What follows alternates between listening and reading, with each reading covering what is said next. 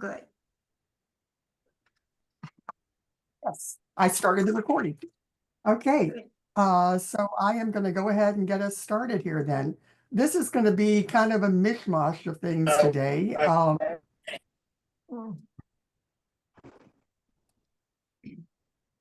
That. I'm just going to Okay. say I'm on the road, Helen, so I apologize for being late, and I'll probably still be dropping in and out on occasion, but I just wanted to say hello. Thanks.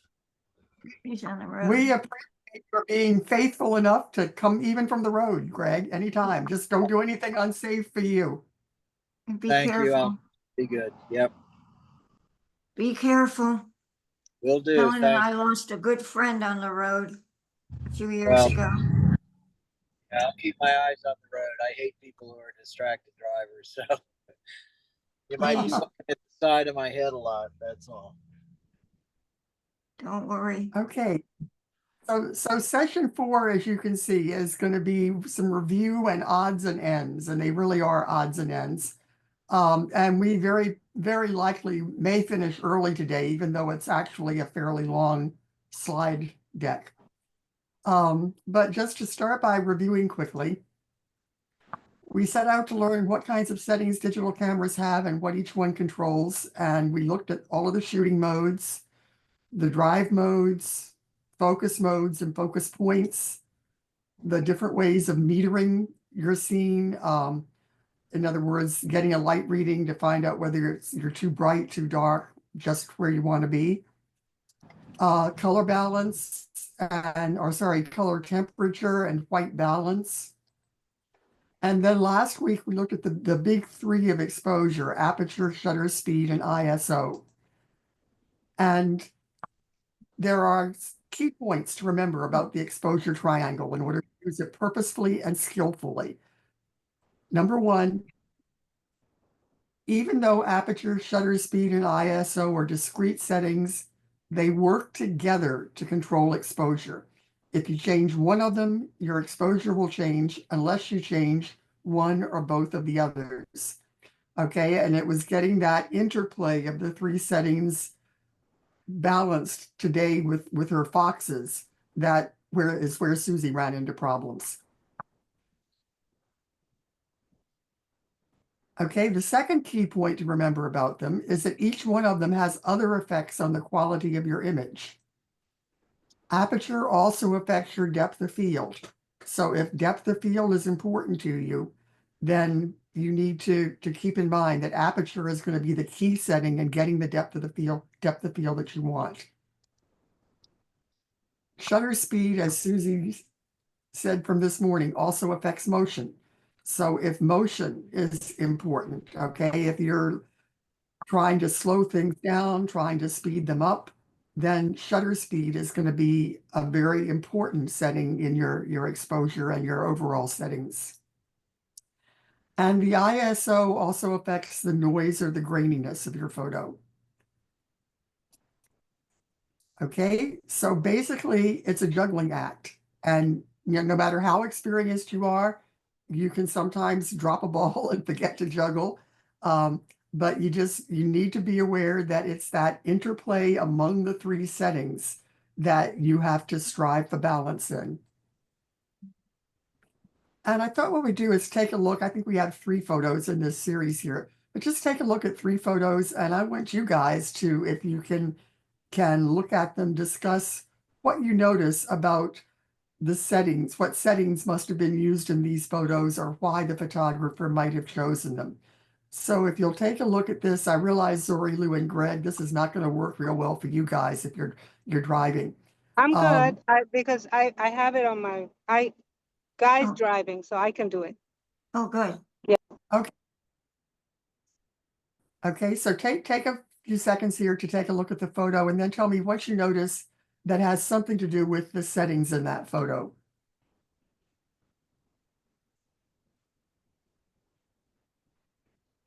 I think the shutter speed here is probably high, and the depth of field, so the aperture, the aperture must be low.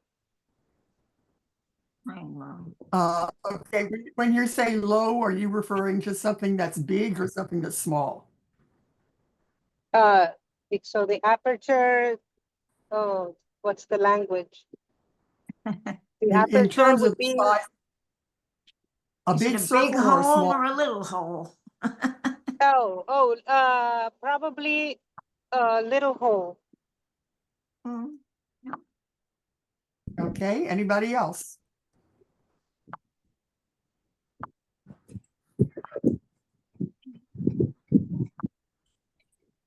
Lori Lewis focused in on probably the key idea about this particular photo, which is that even though the foreground is in sharp focus, the background is very blurred and out of focus.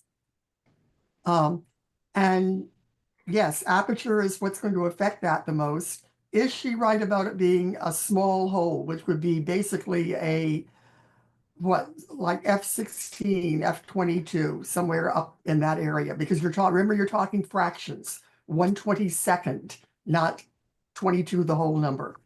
Right.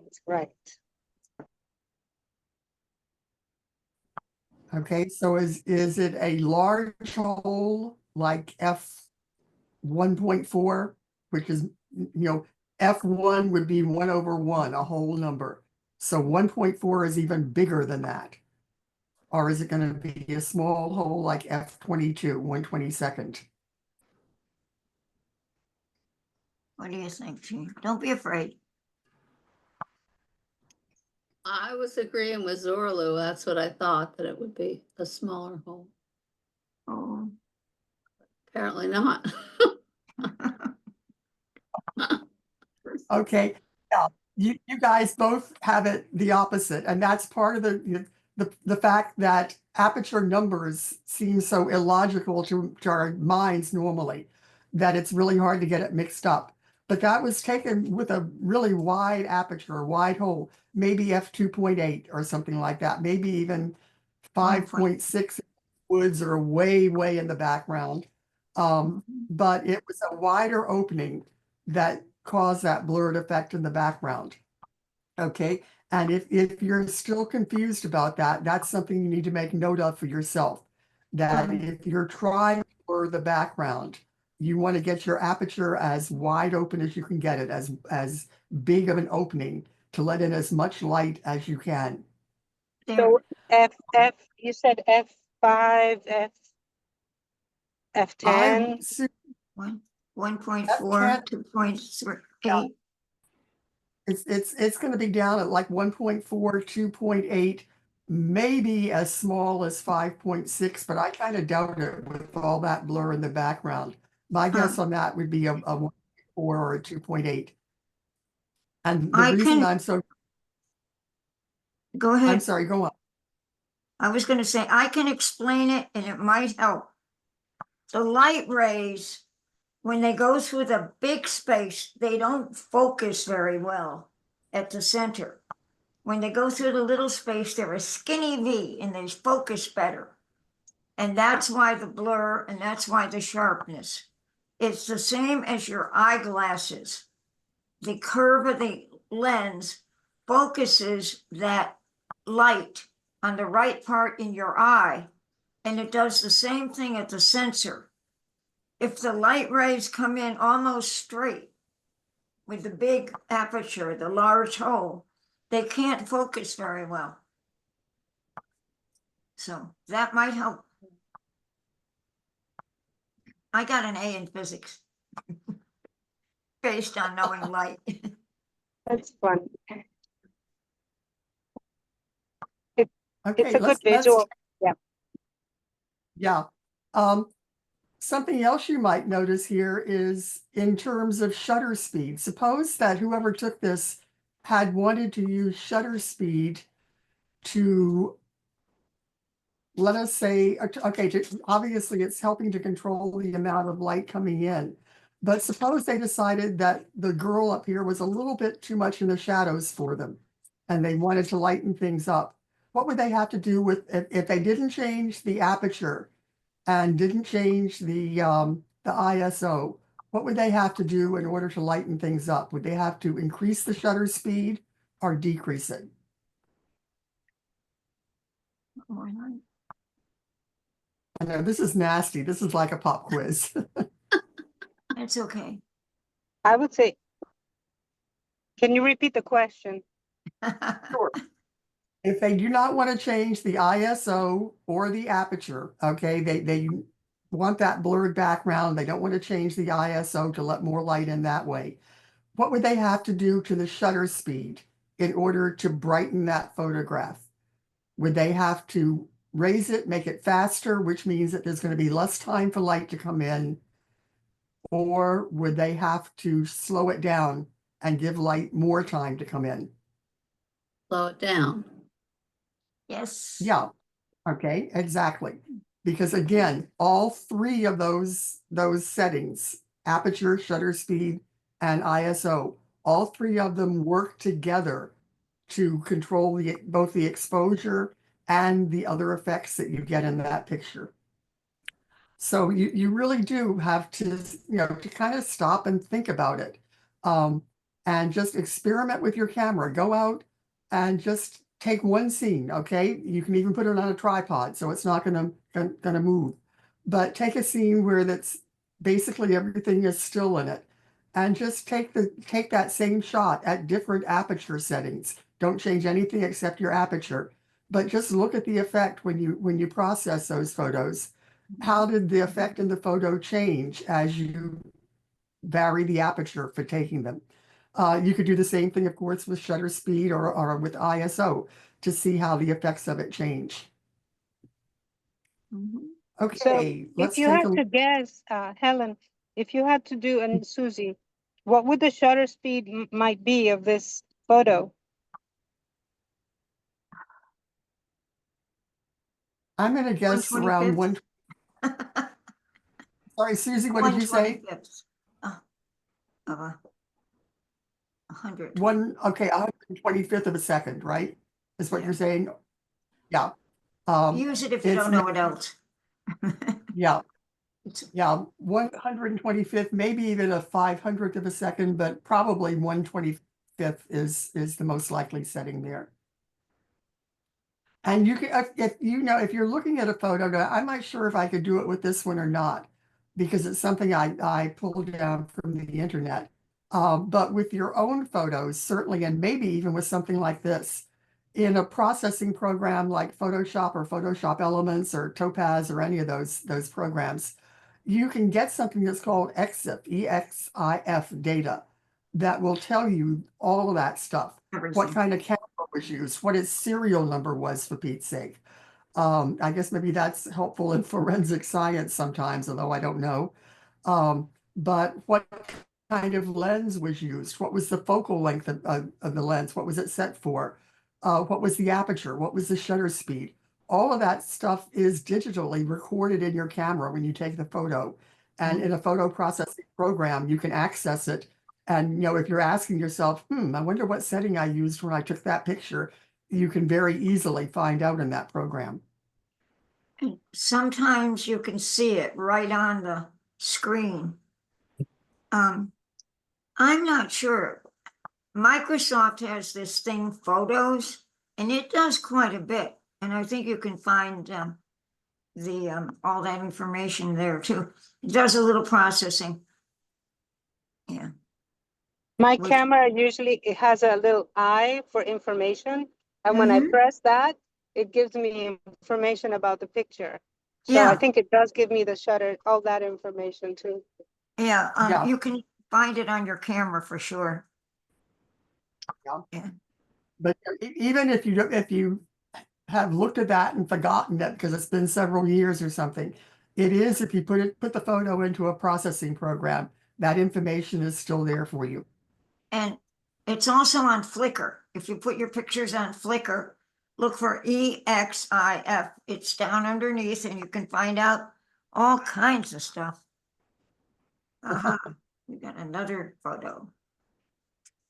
Okay. Panning. If you take a look at this photo of the big three in the exposure triangle, aperture, shutter speed, ISO, what do you think was the photographer's main concern when he or she put in settings for this photo? capturing the movement of the cyclist? Mm-hmm. Probably, yeah. Okay, because the cyclist is pretty much frozen and the background is pretty blurred back there. And you can tell that it's not just a blur because of an aperture effect, okay? This blur looks like you've moved from one part of the scene to another while the shutter was open. So probably shutter speed was the key aspect here. And would they have wanted a high shutter speed or a low shutter speed to freeze the action like that?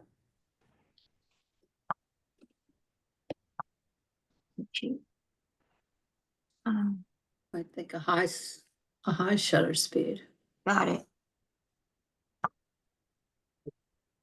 Okay, yeah, they don't want light coming in very long. They want it to be really quick so that that guy is frozen. So they're going to need a high shutter speed to catch that.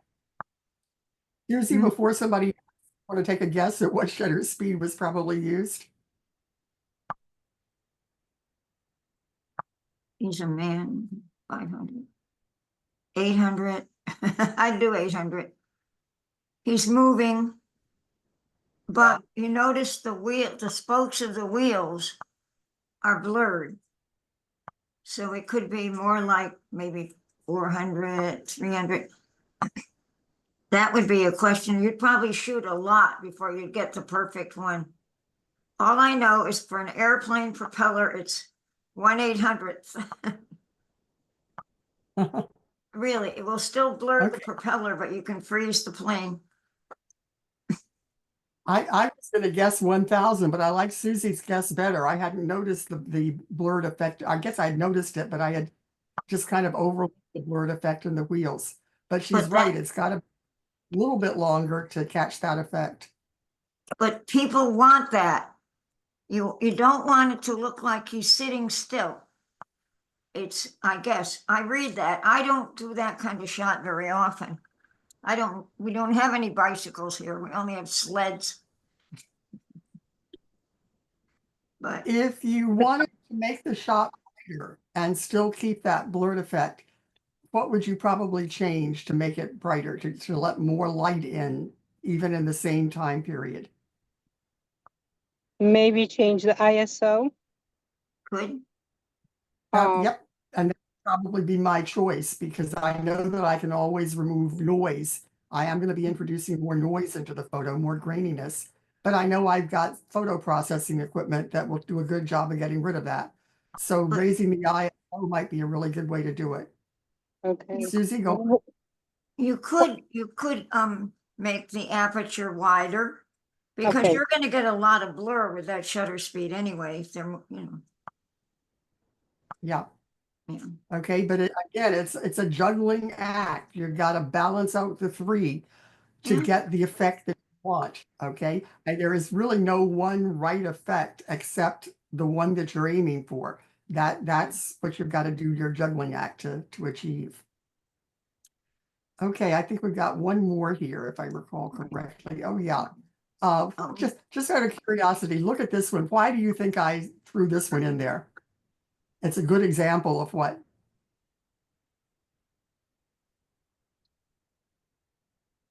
It's very grainy. That's what I was thinking too when I zoomed in. Grainy. Yeah, it's very grainy. So what does that tell you about the settings that were used? If it's really grainy, It was a high what SO. was, Yes. yeah, it was probably a high, try it again, a high ISO. Maybe 6,400 or so, depending on the camera. It might even have been only 3,200. But it's definitely grainy. And again, that's the kind of thing that is really easy to take care of in post-processing, and you can do it pretty successfully these days. Okay, so if they didn't want to have that graininess, what would they have to do? They being our photographer in this case. Ooh, Okay. If it's caused by a high ISO, they would definitely have to do what to get rid of it? lower the ISO. Mhm. Yeah, they would definitely have to lower it. And when they lower it, what's going to happen to the exposure? Is it going to stay the same, get lighter, or get darker? Gonna get darker. Make it darker. Of course. Exactly. How can they counteract that? How can they lower the ISO and still have enough light to get the photograph that they want of that tomato top? So you want more light in, so it would be the aperture, Could be. play with the Whereby, aperture. exactly, you could raise your aperture to something like f2.4, let us say. And what's the other alternative? Rather than raising the aperture, what else could they do? Or maybe even do the two in combination somehow. What else would let in more light? With the shutter speed. Mhm. Exactly. What would they have to do to their shutter speed? Raise it or lower it? I think they would have to lower it to let more They light. want to have it open longer. So they are making it Raise it? faster or slower. They're gonna slow it. No? They're going to slow it down, which also means that they probably are going to have to use a tripod of some kind to hand, because they're going to be getting to the point where it's really difficult to handhold the shot. But it could be done with a tripod. Okay. But Sometimes- again, Or sit the camera somewhere where it will not move. Set the camera where it cannot move. Get that rice bag. That's right. and again, the whole thing is a juggling act. If you get nothing else from this entire course, the major point is that aperture, shutter speed, and ISO don't just work in isolation from each other. Each one affects something else about your photo. And if to get the photo that you want, you've got to work out the right combination of aperture, shutter speed, and ISO. Okay, so that's kind of a review of where we've been. And that's what I really wanted to maybe spend some time on today.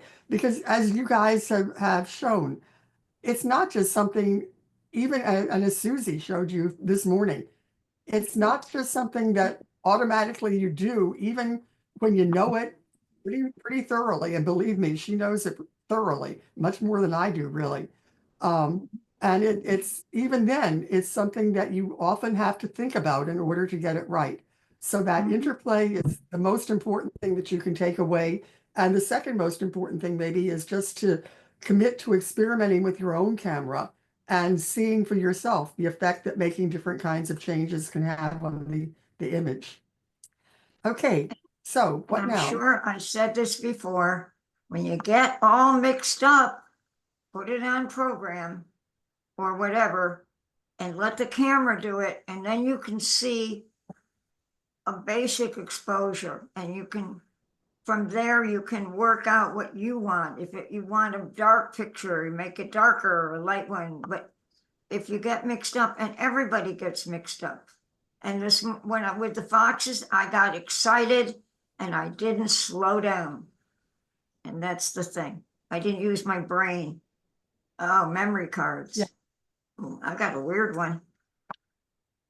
And that made me think also, something that I know we've never mentioned, but probably on the cameras that you guys have, I know it's true on mine and Susie's, there is probably, if you are going back, like if you take a picture on program and you want to see what the settings were, let's say you're really concerned about focus and on your LED screen in the back, you're not real sure that you got the focus as sharp as you want it to be or where you want it.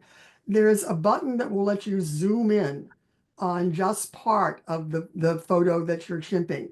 And then you can use either that ring around the menu button, or sometimes on my camera, there's a separate joystick. You can use it to move the image or to move what you're focusing on up and down to the part of the image that you're really concerned about. So that could be a useful tool also if you're chimping. And I would say, especially in relation to focus, that might be one that you want to know that you have and maybe even Camera use isn't occasionally. showing. Well, we're getting that effect with the background overwhelming the foreground. That button usually has a magnifying glass with a plus on it, which is fairly reasonable, but if you don't know what it is. Memory card, so yeah.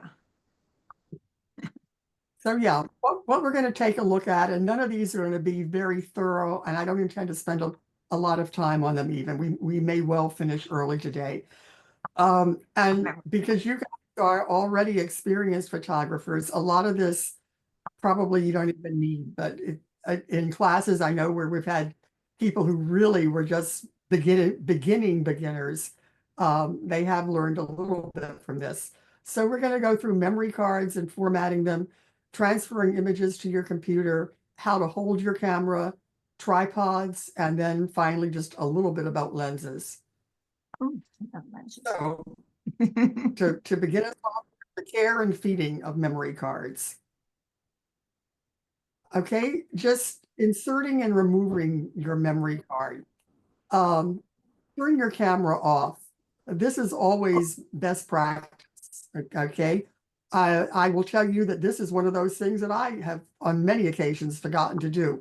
I've removed the memory card and then realized I still had the camera turned on. And I've never corrupted a memory card by doing that, but it's more Yeah. likely I could corrupt it by doing that. So you're a lot smarter to take the time to turn the camera off. Then you open the card slot on the side of your camera, insert or remove the memory card, depending on whichever you're doing, and close the card slot again. I don't think I have a look at your camera thing, but does everybody know where the card slot is on your camera? I'm assuming that you do. Anybody who doesn't? Yes. Zori, was that a yes, you do? Yes. Okay. I do. You can read the name of the card when you put it in the right way. It's, if you're get confused when you're looking at the camera, putting the card in, it will only go in the right way. But look for the name of the card. Okay, most cameras use one of two kinds of memory cards. Is a new one. Compact flash or CD cards, secure digital or SD cards, and there's just a multiplicity of different kinds of SD cards. And then a few cameras like Susie's use something called something which my bar at the bottom of the screen is, was covered. XQD. Yeah, XQD cards. Extra quick And so- download. That isn't what it is, but there are some new ones now, the Auto Express or something that Yeah. is, that fits where the XQD do fit, and they're cheaper. I forget what Okay, they so are. Wait a minute. I'll the get it. CD cards, the compact flash, and if I can They're open square. a case, show you what one looks like. They are regarded as the memory card for professional photographers. So they are not as common as the SD cards. And the reason I even have one, which I cannot get out of the case at this point, but you can maybe at least see the case there. The reason I even have one is because my first DSLR was the really good Canon that I inherited from my husband, and it used a CD card. They are physically bigger than SD cards. Okay, if I can hold a cat and two memory cards, let's try this. And I'm not.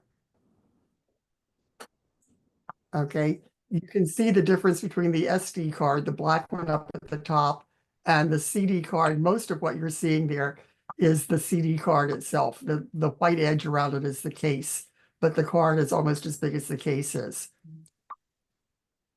Very few use them now. There is also the CF Express, which is a newest one. And I don't know what's better about it, but it's that odd shape of rectangle, bigger. Just what I'm hearing. Okay, there's also something called a micro secure digital. Now, I held this thing up for you and I said it was an SD card. Actually, it's not. What it is an adapter for this tiny little thing, which is the micro SD card. And if you put it inside the holder, and I do have it inside now, but you can see it, things look much bigger now. This is the size of a regular SD card, and it will fit in your SD card slot. So those micro SD cards, they are roughly the size of a SIM card in your phone. Okay, if you've ever looked at your SIM card, it's about that size. I looked it up. They are not the same kind of card. They are intended for different kinds of storage and what programming things. But it's about the size of the SIM card in your phone, and it will go in the adapter like that so that it can fit into the SD slot of your camera if your camera takes an SD card. The cool cameras now usually take 2 cards, which is cool. Yeah. Because you can have one taken JPEG and one taken RAW, or you can have them, one do the overflow or whatever, which is good. Okay, the XQD card, and Susie, do you have an XQD? I do, I have one right here in the camera. I'll see if I It's can put it physically- where the lens can see it. Physically smaller than that or that CD card. Under Okay, 25 bucks. But it went And- through the washer and the dryer. And it works okay.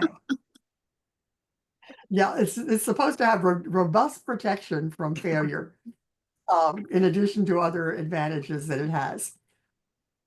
Okay, so you have all those different kinds of cards. How do you know what to choose? Okay, first thing is compatibility, and that's the major thing probably. Will it work with your camera? Because it works with my camera doesn't mean it's going to work with yours and vice versa. And how do you know that? Your good old camera manual. If you don't have a manual, go online and start chat with one of the salespeople on B&H Camera, and they'll be able to tell you if it's compatible. They are very knowledgeable about that stuff. But the key consideration is the compatibility. Will it work with your camera, whether it's an inexpensive card or a very expensive one? If it doesn't work with your camera, it's worth nothing to you. And they'll only work if they physically fit in the slot. And there are probably things other than just the physical size of fitting in your slot that come into play there also.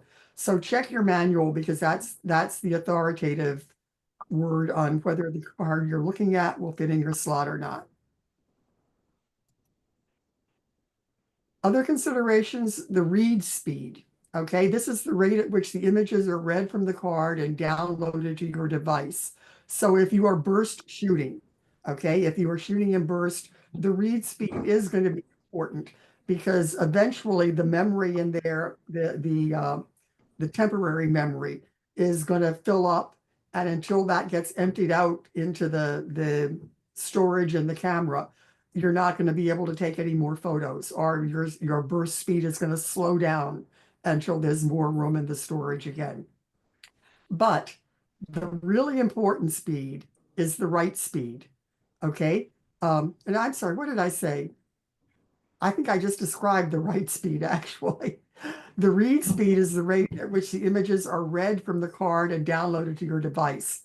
Okay. In other words, if you are downloading photos to your computer, this is the speed that is the factor in that.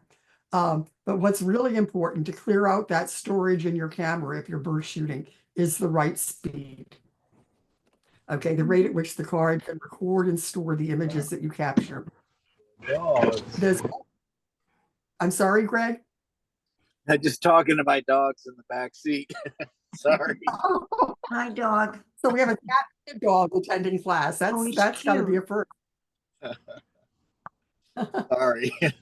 No, it's okay. No, don't be sorry. Pets are always welcome here. They step Oh, on it your was on keyboard. mute. We're animal friendly. Okay, it's something called a UDMA rating. I think I've got some cards where I can't even find that rating. But if you have a card that's graded for UDMA, it's from 0 to 7, and 7 is the highest performance. But again, your camera may not support that speed or that rating. So you want to check and just make sure that the card is compatible for your camera. I think they go to 10 now, but I'm not sure. They're always improving. Yeah, it occurred to me last night when I was putting this together, probably some of these statistics have changed over the couple of years that I first looked them up. And I didn't take the time to look them up again. But Susie's right, these things are always changing and they're always getting better, of course. We hope. All right, And more expensive. formatting the card. Formatting prepares the memory card for data storage by removing previously existing data and information and creating a new file system. Important point, before you format, make sure that you've saved all of your images to your computer or some other storage device or storage location, because formatting is going to delete them from your camera. Okay? So I can't stress that enough. You do not want to format that memory card until you're sure that all of the images on it that you want to save have been saved someplace. Susie, any additions or comments on that one?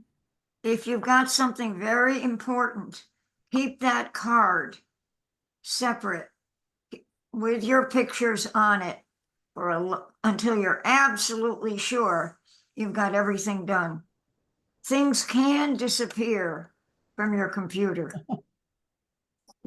No, it doesn't usually happen, It but does sometimes the file gets corrupted. So let's say it's your son's wedding or the baby's first pictures. Put that card somewhere really safe and remember where it is, which I forgot one time. I had to look forever. And A lot of have an times people extra are thinking, card. You should have an extra card, at least one, and you should take it with you when you go somewhere. Because sometime those aliens are going to land on Route 64, or even better, on Route 13, where you can pull over. and a lot of times people will go on vacation and take several cards with them. And just as they fill up a card, they'll take it out, store it someplace safe, put a new card in, and not even worry about saving the images until they get back home again. Right, I would. Okay. And the SD cards now, I go on about expense, but they are so cheap. You can definitely get extras. Walmart sells them. They're fine. Although I kind of like Lexar or Sony, but that's just a snobbish thing. And I think all of mine are probably SanDisk, which are always SanDisk is proved to be. good. Yeah. Yeah. SanDisk. Okay, another best practice, like turn off your camera before you insert or remove the memory card. It's best to format your card in your camera rather than in your computer. Okay, you can format it in your computer, but the way I read it, it is healthier for your card to format it in the camera. And especially if you format it in the camera that you're going to use it in. Okay, so if you have more than one camera and you want to format a card, take the card that you're going to use, put it in the camera that you're going to use it in, and then format it in there. Again, back before I ever heard this, and this used to be really standard advice from the disc makers. When I looked quickly last night, I honestly couldn't find it in the disc makers' websites, although it may have been there. I think I found it on the digital photography class page about using memory cards. But it is still, I would say, best practice, because apparently memory cards have a usage life. And the more times you format them, and the way you format them affects that usage life. I'm not even going to try to explain what that is, but it's easiest just to remember format your card in your camera. It's easy to do. And the way to do it is open your camera's menu. Formatting is usually found in the setup menu. If you can see the picture over here, the setup menu looks like it's a wrench, the top part of a wrench, okay? So tools, things you're going to use to set things up, basically. And go to your setup menu, then select the card you want to format. If you have more than one card, this format card would have a little arrow over here leading you to card 1 or card 2. Which one do you want to format? And then select OK. And I think it's universally true that before, even after you select OK, before the camera goes ahead and does that, to kind of idiot proof things, it will ask you, are you sure you want to format this card? So you have a chance to back out even if you've gotten that far and all of a sudden realize, oops, there's still something on here that I want to save. Okay. So again, you guys probably don't need this timeout, but it's built in. Can I interrupt for a minute? Absolutely. Why do you, maybe I missed this. Why do you have to format an SD card? What is why? I don't think I've ever formatted my SD cards. Oh. You, Yeah. Okay. Eventually you're going to run out of storage space. Okay. Even if you have a card that has 64 gigs of storage space, eventually you're going to run out of memory on that card. So unless you delete some photos from it, you basically won't be able to take any more pictures. I see. And yes, I delete them usually, like the ones that I've seen. Again, we're that- told that's not part- to. For some reason, they say it's better not to delete them by hitting that delete button. I don't know why. Maybe it's an old wives' tale. it's part of that health of the card aspect. Maybe. Apparently cards do usage life. I've never had one run out of its usage life. Neither have I. But apparently you do have them, and you can just make them last longer by not hitting the delete button in your camera, which is harder on their health than just reformatting the card in the camera is. You could also, if you were transferring photos to your computer, you could delete them by moving them from your camera into the recycle bin on your computer. But No. again, Sorry. it's apparently less healthy for the card to do that. Thinking about the health of a memory card is kind of a weird concept to me, but that was the explanation that I found last night for why it's best to format them in camera and why it's best to delete the photos by formatting them rather than just deleting them. I think formatting them cleans off a lot of junk. It's sort of like defragging your computer. Do we still do that? Okay. Yeah. Yeah. So again, is your card gonna, sorry, Lou, from experience, if you delete those images from your card, so far your card's never failed. It's not been corrupted by that. But presumably it is in less healthy condition for a long life than if you were deleting them by reformatting the card. One of those things. Okay. I can give you another reason. That deleted photo could be better than it looked. And you might say, maybe I can do something with this one. I wait till I saw it big on the screen. That's all. Yeah. But that's an art reason, not a hardware reason. Yeah. Okay, so After I just save it on my computer, at least a point to be aware of and to think about whether or not you choose to follow it, because it's of course always your choice. And it's a lot of stuff is not true. Who knows? And sometimes I'm sure I tell people things that aren't true, but I've been taught. I heard that. guy heard that and he said, I love that. I love that. A lot of what people say is not true.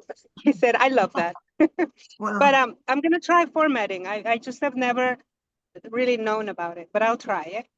but definitely, if just- you take it from one camera to another, I would say it needs to be formatted so that it's ready to deal with that camera. Because they've got lots Yeah. of weird stuff in there. It's different.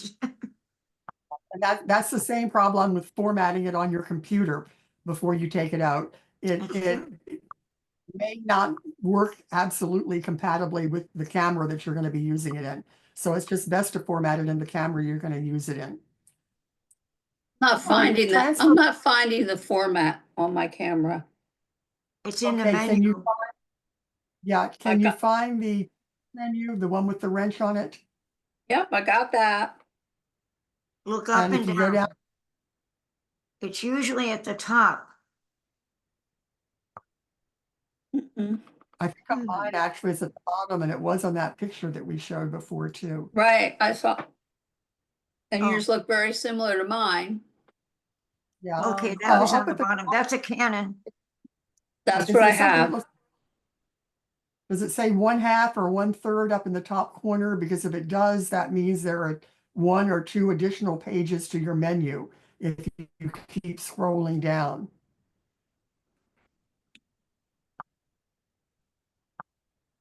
Hmm, And Jean, the other Um, thing then, of course, would be okay. 6-letter word manual. Check your manual and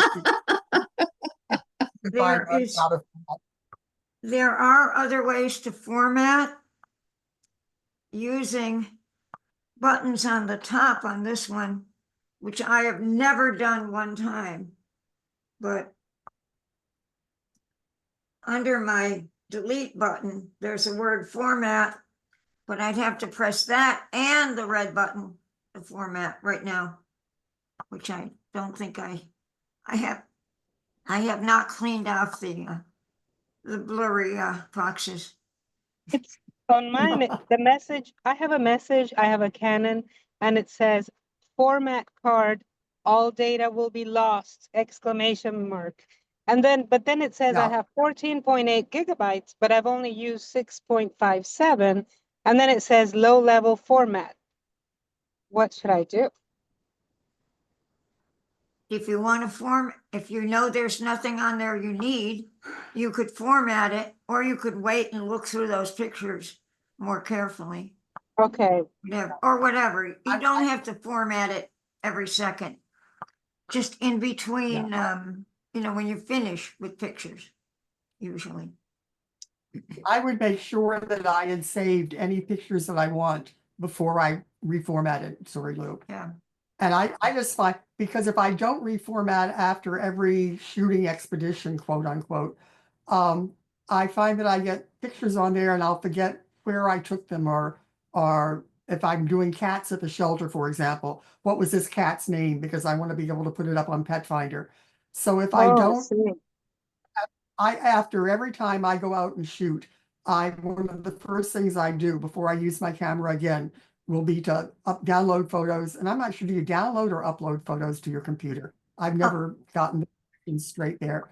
But before I do that, before I transfer from camera to computer, I always make sure that I'm going to get all the photos off, and then I'm going to, once I've done that and I'm sure that they are on the computer, then I will take the card back out and I will reformat it in camera. And that way, in order to download the photos that I want, I don't have to look through 3,000 photos first. Okay, they are just going to be, they're the only ones on the card. So I know that's what I want to transfer. Okay, I just formatted and it deleted everything, but I know that they're saved on my computer, so that's okay. Yeah. As Okay. long as you know. Yeah. Okay, And so once in a transferring while you images from forget memory. and get rid of stuff. Yeah, every now and then I forget to transfer them to the computer after I've come home, and I will end up then going out on another shoot and I don't know where one starts and the other one stops. And it's just, I swear at myself every time I do that, because it's just a lot easier to download them as you go. Are a lot less Well, confusing. Old trick from the film era. Leave the lens cap on and click the shutter, and then you'll have a black frame in between. Oh, Okay, Or you don't even have to do that. Shoot your toe, the toe of your shoe. All right. Sometimes I will shoot the floor at the shelter between cat pictures. If I got like two tabby cats, that a lot Oh. alike, take pictures of one of them, and then I'll, instead of putting the lens cap back on, I will just take a picture of the floor and then start taking pictures of the other one. that makes it Okay, black. again, are transferring the pictures. Turn off your camera and remove the memory card. And once again, will you corrupt the memory card if you don't turn the camera off? Probably not, although after the stuff I read about the health of memory cards last night, I guess I am probably doing it some damage. But I've certainly done this often enough and I've never lost a memory card so far. But it's just best practice to turn it off and then remove the card. ah, there it is. Have an object. Okay, memory card in the computer's card reader. Okay, a lot of computers, especially, well, I was going to say especially laptops, but I think even PCs. I may have one on my PC. A lot of them will have a built-in memory card reader. If you look at it, you can tell by looking at the slot that it looks like my SD card, or it looks like my CD card. That's where I can stick it in. If your card doesn't have a built-in reader, you can insert it in an external card reader and insert the card reader into a USB slot on your computer. Okay, you can see a card reader here, or that's what this little doohickey is. This will read, it tells me 72 different kinds of memory cards. Okay, it will read my CD card if I still had anything on that. It will read my SD cards. Now, I wanted last night to tell you how much this costs, so I looked it up.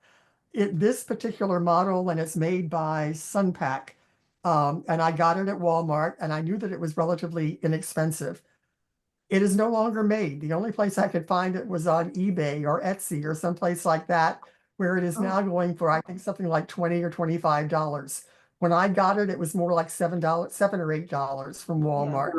They're Okay, cheap. so you don't really need an expensive reader to get a reader that will read a lot of different kinds of cards. And as long as it will read the kind of card that you, that's all it needs to do. My son stole mine. I had a really great one that I bought, I think maybe 10 years ago. And he found it and Wow. he's used it, but at least he's using it, but it's a great, great little gadget. Yeah. Yeah. And it's really the fastest way to upload the contents of the memory card to your computer. Okay, I used to just plug my camera into the computer. And somebody who was a good photographer for, I guess it was maybe John Shire or Charlie Ross decades ago, said to me, that's got to take you forever to do that. And they were right. I mean, I would plug my camera in and go do something else while I was waiting for photos to upload. And they clued me into the fact that if I just got a card reader, it would be a much faster process. And it definitely is. So it's not expensive to do. And if you don't have one, it is really a worthwhile investment. Yeah, Okay. my computer is pretty old and it has slots.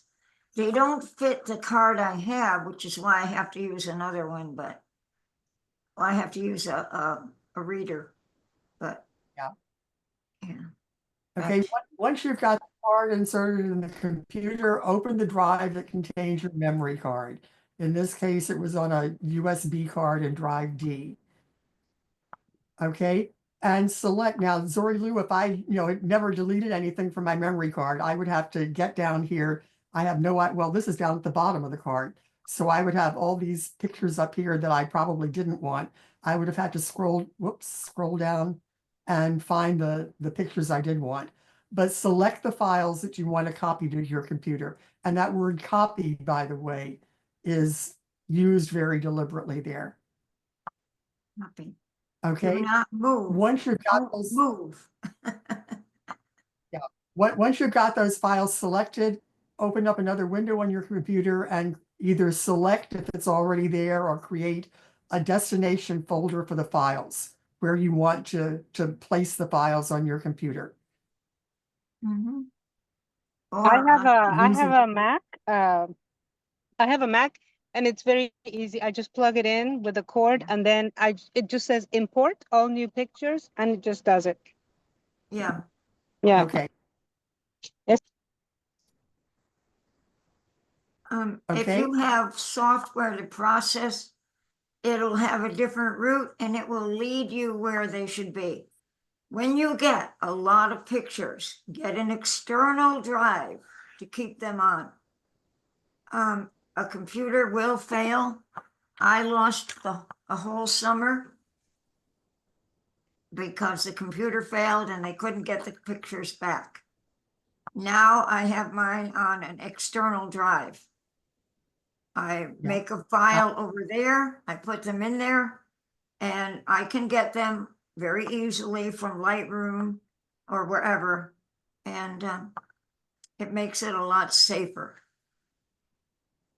okay. And again, that word copy the files, don't move them, because the reason for, I mean, you can move them, okay? Physically, that's possible. That will be a choice that's given to you. But if you move them and something happens during the transfer, you may have lost those files. Files can be recovered. There is software that will recover lost files, but it's not perfect. You may lose some files doing that. So the smart thing is, don't even try to move them. Just copy them, leave them on your camera, because you know they're there. If something goes wrong during the copy process, you've still got them on your camera. You can still move them again. So make sure that you copy instead of moving. Okay, and then close the destination folder on your computer and eject the memory card from the card reader. Okay, I think if you right click, you will get a menu of things that you do with what's in that folder, and eject is what you want to do. Again, if you just pull out your disk, you may get away with it, but you are increasing the chances that you are going to corrupt the disk itself. You're making it less healthy. So use the eject function, because that shuts everything electronic off before you remove it. Other questions or comments about that kind of transfer? Okay. So real basic stuff here, how to hold your camera. Your objective is to use your body to create the most stable platform possible to hold your camera. So keep your elbows together in your chest, okay? Don't have one of your elbows, or even both of them, worse still, hanging out to the side like wings, okay? Because you can't hold your hands as steady that way as you can as if you pull your elbows in against your chest. That just gives you extra, something to lean against that is going to keep your hands from moving as much. You can hold it real tight. Yeah. Okay. And best practice, keep your left hand under the lens rather than over here on the side like this.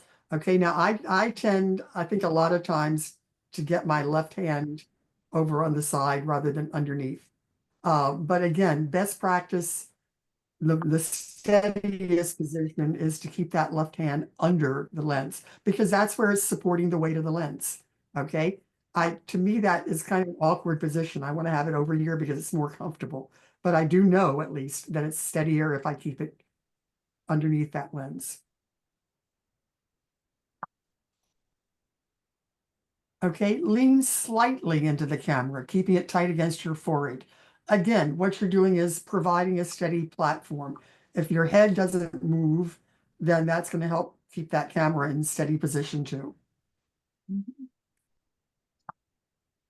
If you're standing, keep your legs spread open, okay? A little bit. You can tell real quickly, if you stand up and put your feet together, you're not going to feel as steady as you will if you spread them apart a little bit. So you give yourself a steadier base by spreading your legs. If you're squatting or sitting, if you are still young enough to be able to do this, keep your feet flat on the ground. Okay, now I might be able to do that, although I would be a sight to see getting up from it again. But up on my toes like that, I am not nearly as steady as I am if I can do what a baby could do easily, and I know that I could not do, which is keep my heels flat on the floor and my bottom down steady. Even sitting like this, cross-legged like this, you with your feet crossed like this, it's not that hard for your body to rock back and forth. Okay, it almost looks like you're encouraging it in that motion. Whereas if you put them out flat in front of you, you are less likely to rock back and forth. So again, your objective is just keep your body as steady as you possibly can. And whatever you need to do in terms of placing your hands and feet in certain positions to create that steady base is what you want to do. So to sum it up, use your body to create the most stable platform possible to hold your camera. Or perhaps better still, use a tripod or a substitute therefore. The main purpose of a tripod is to hold the camera as completely still as possible. Exactly the same purpose you had with, keeping your feet spread or keeping your elbows in or those kinds of body positions. You want zero movement and zero vibration. Just as you do with your body, use the tripod to create the most stable platform possible to hold your camera. Okay, and Susie, you are a lot more fluent or Wow. knowledgeable about tripods than I am because they're heavy. I almost never carry my tripod anywhere. But Susie is Yeah, very you've got to diligent. spend money. A good tripod costs a lot of money. Now, when it's not so much a factor when you have a light camera with a small lens, but when you start getting up to 400, 600, 800, you really need to have more support. In fact, a lot of the top up there, I'm pointing to it and you can't see it, of course. Sometimes you hook the lens into the tripod. By the way, if you don't, the center column is the weak part. Don't use it if you don't have to. The bottom legs, where it's down there where the feet are, they're skinny. When you deploy your tripod, open it from the top down, if you know what I mean. If you have three legs, go with the top one. You're not going to get a good tripod for $15. It'd be better not to have any in a way, because they wobble in the wind. I'm really heavy duty on tripods, but some good news. We're not needing them half as much as we used to. Now that we can kill the noise, we can shoot at a high ISO. So you might not need a tripod. But if you're going to get one, look into it. Look at the reviews, which is true for any equipment. Everything, there are reviews online on everything. And they'll tell you the truth usually, unless it's by the company that made it. Again, B&H will advise you, or Adorama. I want to. And Or I Hunt tend to camera. put my faith in camera sites like B&H. Amazon will also have lots of reviews. Yeah. Some of those may be less reliable. So I would stick to the pro reviews on places like B&H or Adorama cameras and things like that. DP reviews. Yeah. DP, not B. DP reviews. Digital photography. Yeah, of course. The function of the tripod head, it provides a means to attach the camera to the tripod. It lets you reposition the camera to capture the image that you want to capture. And it holds the camera steady while the photo is taken. And there are several kinds of tripod heads. Among them, a 3-way pan and tilt head. I think I have one of these for my tripod, if I remember correctly, and I love it because these handles make it really easy to turn from side to side or tilt this platform up or down or whatever way I want it to. There's also a design called a ball head. Susie, do I recall that you had a ball head one or not? Oh, I got about 5 of them, including the Okay. platypod, which is the platyball. They are good. Some of them slip. Again, they're heavy duty. If you want a good one, you pay more. and they're heavy. Yeah. Yeah. Yeah. You And bet. these are, these are separate from the tripod base itself. This is something you attach to the top of that base. Yeah, when you buy a tripod, you don't always get the part that holds the camera. Okay, You're the gonna have to tripod have leg, an attachment, and there are other ways. There's something called the Arca Swiss connector. Arca, oh, that came out spelled right, good. That is very common. You'll see it on a lot of tripods will have it. You know, and I don't want to scare you. I mean, you can get a medium tripod. If you have a light camera and you don't have like a 400mm lens, which I have here. So when you get these lenses that are long, why isn't that coming unlocked? Okay. Oh, it is unlocked. When you start getting lenses, this is not a long lens. It's 400mm, but it does get heavy. And you have to hold it carefully. So a tripod is, if I were doing pictures of the moon, we were talking about that last night, I would have it on a tripod for sure, because I can't hold it still enough. And the big advantage of the tripod is you can use any shutter speed. It's not going to move. I was That's just gonna say that you could have a very slow shutter speed. Mhm. Yeah. Yep. People like to take pictures at night. It's good. There are people who simply keep the camera on a tripod and always use it. I'm not that structured. It's very I good was for gonna say landscapes, for those sunsets. If you want that slow shutter speed so the water looks silky, you're gonna need it. You really are. But again, the bag Okay, of so- rice. And I use So- something a lot of times called a platypod. Platy. Oh, it came up right. Platypod. It's cheaper. You still need a ball head. And it's really good for like a tabletop. I'll tell you one place it's great is the beach, because a tripod can get sand in the legs and it can ruin it. But the platypod is just a flat piece of metal. I should, of course, brought one down. I didn't know we were going to do this. It's flat. We have a slide in a minute. We have a picture shot. coming up on Ooh, slides. how exciting. And by the way, it's made of aluminum or something like that. Well, carbon fiber are cheaper and lighter. Okay, and as Susie said, most of the legs are collapsible and retractable, so you can adjust the height and it makes it easier to carry if the legs are shorter. And they are made of materials like wood, which is probably going to be your cheapest. Aluminum is going to be your lightest. No, it's not. Actually, I think carbon fiber is lighter.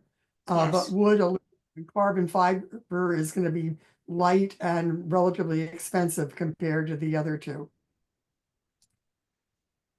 Okay, the multi-section tripod legs have some sort of locking mechanism to keep them from retracting when they're loaded, which you do not want them to do because your camera is going to be on top, or to keep them from extending further. And those locks will either be flip locks, okay, on this particular tripod, the ones at the top of the leg are flip locks, so you would flip them up like a light switch, basically. They can also pinch your fingers if you're not careful. So if you have a tripod with flip locks, you want to be a little bit careful in flipping them up or down. Or usually at the bottom, you'll probably have twist locks like this, which are a little bit less dangerous for your fingers. And as these legs come out, they're going to get thinner and thinner. Okay, so you probably want to keep your tripod, keep these up as far as you can. Your retractable center column, if you're trying to get height, is probably the last thing that you should add in, because once you push this up to this level, you've got like a pole sticking up here, and it's going to start to be a little bit less stable. Sometimes you can attach a camera to the bottom, which they're often made for. Oh, these things are cute. Okay, and I thought I had a picture of a platypod in here, Susan. I guess I don't. Maybe Uh, it's, but look online. these are, By the way, yeah. that is a place that they have little lessons. I just saw one on photographing dandelions. Yeah, they have lessons every month. They're very Okay, friendly. and this, I actually have a Joby platypod. Okay, which is, I like it because That's a I can- gorilla pod. or sorry, a gorilla pod. I always want to call it a platypod for some reason. Okay, but I can bend it to kind of look like a little space creature. It's Wrap it not around. holding up very well distance in the camera there to get it up close. Or if I were outside someplace, I could wrap it around a branch of some kind to hold it steady. So it's very versatile in terms of whether you want to use it on a flat surface or some kind of irregular surface. And This one, by the way, it looks like it can go up a little too. Does it extend upwards? Yeah. A little I bit. You don't can, think so. It's got a kind of ball head here that I can use to angle and, and turn it from side to side. But I don't think, nope, that's just tightening up the tension on the ball head. I don't think I can extend it higher than that. you can put the I'm legs to it. So I don't think so. Wait, put that aside so I'm not juggling it. I have seen this large pocket support, by the way. This is pretty close to life size, and you really can just fold those legs under and stick it in your shirt pocket. So if you want something for a flat surface, it's real easy to carry around. A lot less heavy than your regular tripod would be. Which is good Okay, if you and of go course, hiking. yeah. Yeah. A bag full of rice or beans, okay, which is what Zuri Lou said she started using. There's actually something called a monopod. This would lengthen out. You can see the locks down here that you would unlock to raise it out so that you could probably make it 4 or 5 feet high at least. But you don't have to have something even that formal. A tree branch. Okay, now granted, that's kind of a wide angle, but it is going to keep the camera steady. Maybe you're going to have an unusual angle on the shot itself, or you're going to correct something in post-processing. You're going to crop to make it sit even. A stone fence, if you're out hiking, or a wooden fence, a deck railing will work. Books piled on a desk, the tabletop, okay? Even the floor would work. I have actually taken pictures at the shelter using the floor to steady the camera if I've got a cat that's sprawled out in front of me. So just the only thing that you're doing is looking for something, basically anything that's going to have a solid, steady surface that you can put the camera on. One danger, by the way, is that when you press the shutter button, you will introduce a little bit of vibration. So if your shutter speed is too slow, that might introduce some blurriness in your picture. But a way around that, if you discover that is a problem, and it may not be with the setup you have, a way around it is either to use the self timer on your camera so that the camera itself is going to press the shutter button for you in 2 seconds or 5 seconds or 10 seconds or whatever, or to get a remote shutter release of some kind. Okay, I've got an app on my phone that lets me release the shutter on my camera from the phone. So you could get some, there are cables that will fasten to the top. If your shutter button has what looks like a threaded connection at the top, that's for a shutter release that you can get a cable that you could screw into that. And you would stand away from the camera, hold the other end of that shutter release, and press it when you're ready. So again, all of these things helping you keep your camera steady. Yeah. Okay, just create the most stable platform possible. And And use a finally- fast shutter speed. The faster Yes. the shutter speed, the more stable the camera will be because it has less time to wobble. Good point. You ever wonder what a lens looks like inside? Take a gander. That blew my mind the first time I saw it. I looked at that and I looked at my lens and I thought, my gosh, all of that stuff is packed into this lens. But Mhm. I'm sure there are lenses that have less than that. This one I suspect is a really complicated one. But all of those parts are in there. They have to work together. And you see something like that and you say, no wonder lenses are so expensive, especially really good ones. 1,200. And it wasn't that expensive. It's, a lot of them are more. What size lens is that? This is a Helen? very unusual, it's a 28 to 400 Mm. f.4. The one Four. on the picture. Not The one in the picture. 8.4, 4. Oh, the one that I showed The you, one, yeah, in the picture. if Wait a I can minute. get,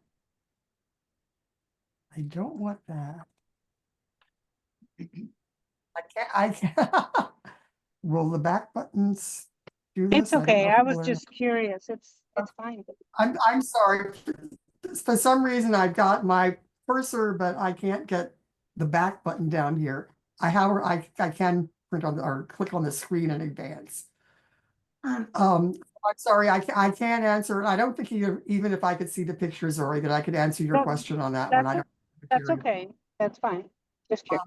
But okay, there should be, if I recall correctly, I put the internet source of that picture on the bottom of the slide. So if you want to go to that URL, you may be able to find the answer to your question. Oh, come on. There. Okay. So now I've got the back button again. And no, it's not there. But the image source is here. Okay, so if you want to see if it's on the web page where I found that, you can look back at that, Zori Lou. Okay, Okay, thank so you. you're welcome. Prime lenses versus zoom lenses. And I'm gonna do that because I think it may keep it better. Prime lenses have a fixed focal length. In other words, you can't go from 35 millimeters to 90 millimeters. You're at 35 and that's the only length that you have, or you're at 90 and that's the only length that you have. They tend to have better optical quality than zooms do. For one thing, they have fewer moving parts. Okay, so there are fewer things where the optics can get screwed up a little bit. Usually they have a wider aperture than zooms do, so it gives them better low light performance. And the lack of moving parts makes them both lighter, which is a nice feature to have, and cheaper. a little bit. Zoom lenses can be zoomed in and out, and there are two ways to do that. One is to rotate a ring on the lens itself. Okay, it's usually somewhere in this area on the lens. And you're going to find numbers here. Okay, those numbers are actually f-stops. They are not zoom lengths. Because that's a 1.8, I think it is, or maybe it's 18. No, that's not a 1.8, that's an The 18. length. So 8, 23, 35, 55, those are going to be lengths, zoom. focal lengths, Oh, I'm wow. sure. I'm sorry. What, Susie? Those are the focal lengths. Yeah. Yeah, Okay. they're not f-stops. Okay. You can, on some cameras, and I've got at least one old Canon that does this, I think. You move a Yeah. lever or on the camera body, very often around the shutter button, and that lever will zoom in and zoom out for you. The Oh, range of focal length offered by a zoom lens offers more flexibility. So it makes them suitable for a wide range of, that probably says uses or subjects, sorry. mm.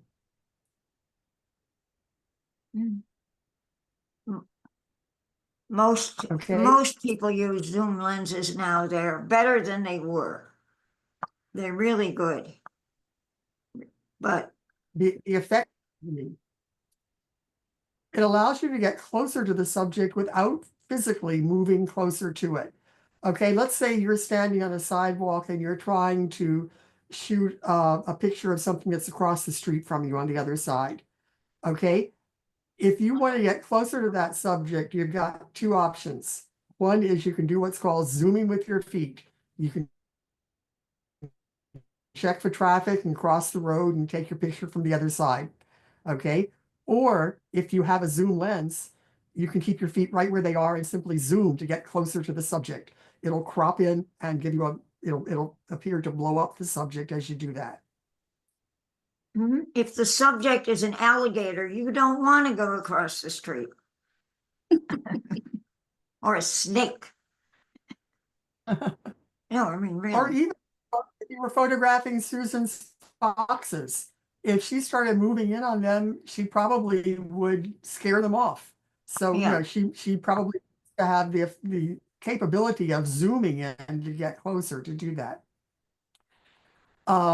With most zoom lenses, with ones that are less expensive, the aperture usually changes and it gets smaller, letting in less light as you zoom in. Okay, now that's a sensitive point to me because for a long time on my Fuji, when I first got it, I could not understand why when I zoomed in, I knew I had started with an aperture of f2.8 when I first composed the photo. And I zoomed in to get closer to it. And now my aperture said it was 5.6. I hadn't changed the aperture. What was I doing? And I finally one night asked the president of the camera club across the bay, and he looked at it and he said, well, it's because your zoom is a variable aperture. Okay, as you zoom in, the aperture gets smaller, letting in less light. So in order to compensate for having less light, if I wanted the aperture, or I would not be able to take care of that by changing my aperture and still staying zoomed in. I would have to control my shutter speed or my ISO to control the amount of light that was coming in. So that was a lesson that I learned very much the hard way, really, being embarrassed to ask him the question because it seemed so absolutely elementary. And I knew it had to be a simple answer, but I didn't know what it was. And one of the things Susie and I love about that camera club is that the people who are really knowledgeable there answer idiotic questions like that without making you feel like an idiot, which is another reason I would recommend looking into joining them if you're up for a trip across the bay or even attending them on Zoom. Okay, zoom lenses also give you flexibility because they can adapt to changing conditions without having to change lenses. Okay, so if something about the scene that you're shooting changes and a better lens, a different focal length would be a better lens to use for that shot, you don't have to take your lens off and put another lens on. You simply zoom in or zoom out as needed. It's good when Susie, you're any- traveling, Yeah, when you don't want to change, the proverbial bus trip. our backseat car trip. Okay, Oh, so yeah. reading the numbers. Okay, on your lens, you will find some numbers printed around the front here. This one, that 23 millimeters, tells me the focal length of this lens. 23 millimeters is a pretty close focal length. And the reason I can tell that it's a prime lens is because that's the only focal length that it's not 23 dash something or other. Over here, I've got, okay, think about what this looks like. A fraction. Doesn't have a slash mark, but 1 over 1.4. Okay, that's the aperture of this lens. Okay, and that is always going to be the aperture of this lens. There's only that one number, it's not a dash something. So f1.4 is always going to be my aperture. And if I want to control how much light's coming in, I'm going to have to do it either with my shutter speed or my ISO to do that. The R, okay, it's just a lens number. I'm not quite sure what it stands for. It's a Fujifilm lens. And if I looked it up, I could find out what that R is telling me. It's also an Yeah. XF It's a lens type that's a Fujifilm designation. This, okay, with the infinity sign through this, that 62 is telling me the diameter of that lens. So if I were looking for a filter, for example, to put on this lens, I would want a filter with the diameter of 6.2. Susie, I should have checked with you on that to make sure I'm right, but that is what I'm Yeah, looking that's at, right. isn't it? And that is the proper, and your filter will always say what it is. Like this is a Yeah. UV, which is almost clear, and it's 77 millimeters, which is what this takes. So if you're gonna get something to screw on the front, it has to fit. And I don't know if we're gonna do lens caps, but a lens cap would also have a designation of how many millimeters, Yeah. because you won't fit except the right one. By the way, So if you look, it should be on the front of your camera, unless your camera is going in its bag, then it goes backwards. But this thing can keep your lens from dying. Because if you hit something like the wall or the floor, it can protect your lens. It keeps the light from hitting where you don't want it. This is a square one, Okay. most of them are round. yeah, if you lose your lens cap, by the way, and it's really easy to lose the darn things. You can get them very inexpensively from someplace like B&H. I wouldn't even hesitate to get something like that from Amazon. Yeah, But make Walmart. sure that the lens cap is the same as the diameter of the lens that you're going to put it on. It Okay, on a doesn't Zoom- have to say Canon, Nikon, Fuji. It can say nothing. And those are about $4, $2. If it says Nikon, it's 15. It's Yeah. not any So better. The no-name caps are just as good and a lot less expensive. On a zoom lens, okay, now my focal length goes from 18, which is a really close up, to 135 millimeters. What that's telling me is when I zoom in this lens, before I do any zooming, my focal length is going to be 18 millimeters. If I zoom it out all the way, I'm going to be zooming out to 135 millimeters. And what's going to happen as I zoom is what was confusing me when I couldn't understand why my aperture was changing. At 18 millimeters, my aperture is going to be 3.5. Okay, again, this is the one, like the fraction part. My aperture is going to be 3.5. But as I zoom out to 135 millimeters, the aperture is going to stop down. It's going to be getting smaller down to 5.6. So that's going to be affecting my depth of field as well as affecting my lighting conditions. I have no idea what the LM stands for. The OIS tells me that this lens has image stabilization. Okay, the IS part of that, which Get it. means that you do a little bit more latitude with your hand shaking. The lens itself will compensate for a little bit of shake in your hands. WR is Fuji's weather resistant. Okay, so if I were going to be shooting in a drizzle, I might want to have this lens on there in addition to a lens hood probably. And now, okay, notice this particular lens has a slightly wider diameter. It's 6.67 millimeters instead. You can also tell a lot of times, and probably always, on the back end of the lens where it fastens onto your camera. If it's a zoom lens, it's probably going to tell you what the zoom length is from 18 focal length to 135 millimeters.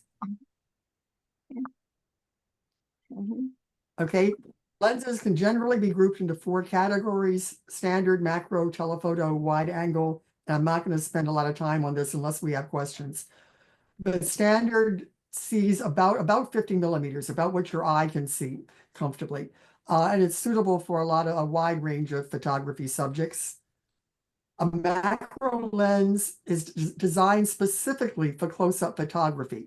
Okay, if you want to do really do macro photography, you not only want to put your camera on the macro setting, but you want to be using a macro lens because that will allow you to magnify things beyond life size. Okay. The internal construction gives it excellent sharpness and contrast, and it's good for photography of any kind of subject at a very close range. Susie, any quick additions there? Um, not really, although I have a 105 and it's also a good portrait lens. You can take macro with any long lens really. And believe it or not, the point and shoot cameras are terrific for macro. Now I'm saying macro in the sense of just close-ups, like flowers, Yeah. snakes. No.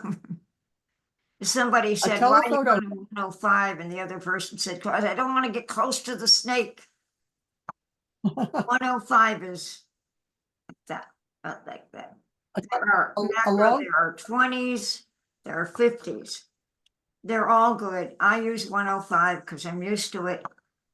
It cost me about $900, $800, not the most expensive. Macro's a lot of fun. I do a lot of that. Anyway, telephoto.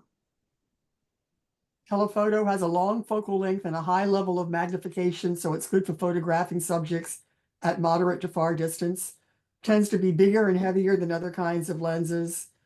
Popular for any kind of photography where you can't get near to the subject, like wildlife or sporting events. And moderate telephotos are good for portrait photography. Okay, they help you create that blurred background and the bokeh that a lot of portrait photographers like.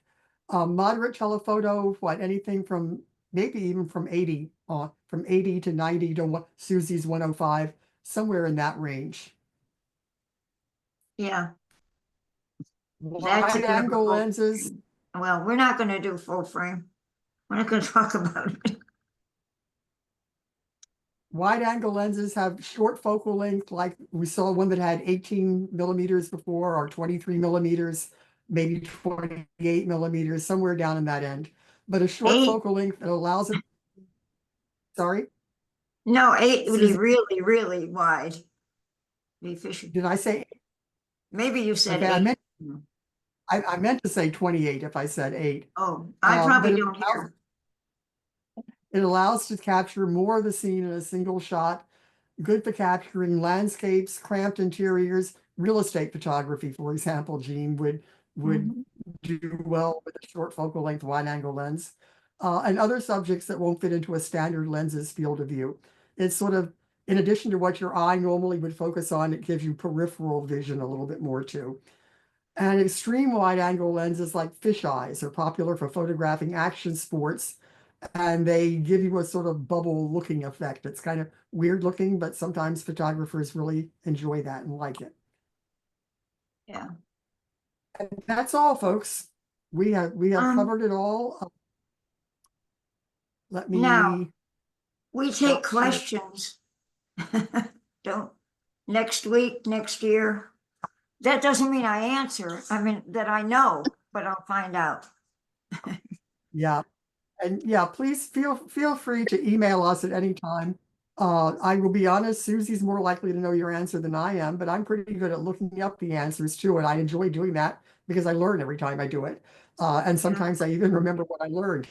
So just, please feel free to photograph us. And I know that not everything that we've gone over necessarily applied to you, but I hope there was enough that was new to you or helped you see things in a different way that you have found this a worthwhile use of your time. I know I've certainly enjoyed doing it, and I think I'm speaking for Susie there too. Oh, I love doing this. I wish I'd like to do it every week, I guess, you know what, the teacher gene never dies. I've been retired since June 30th, 2004. Wow. Yeah. They send So me, that means if the teacher in you never dies, the student in us doesn't either. Because I love learning about this stuff. And I like Well, learning about anything. I don't know what's wrong with me. And you know what? Use what you already know to teach somebody else, because you never learn I don't think you ever learn better than when you're trying to teach something to somebody else, because you start to understand it more yourself. So by all means, if you have friends who are in photography, share some of what you've learned with them if they don't already know it, because you'll get some benefit from that too. And don't be Okay. afraid to ask another photographer. If you're out trying to shoot the marsh or whatever, and there's someone else there, that person could be somebody who leads trips. That happened to me one time. There's a lady who does some workshops, including she does one for the Maryland National Park, which is a pretty good price. And she happened to be there one day, and I was talking to her and found out who she was. She was very flattered. I knew her name, so she gave me some tips. That was at the refuge up at Assateague, which is a great place for birds. Go up to Assateague, if you can, get the old people's card. Put wrinkles on your face so that they don't know you're young. And Susie, go right what in. what time of day would you say is good for photographing birds? I don't Well, know. they're I out don't early in photograph the birds. morning and they're Early? out Mhm. in the evening, I think. I So don't know dusk much and dawn. about birds. Where's Okay. Marina? Where is Miss Pierce? I am going to stop recording and say goodbye to you all. And again, don't hesitate to get back in touch. It's been a And pleasure. keep shooting. And thank you very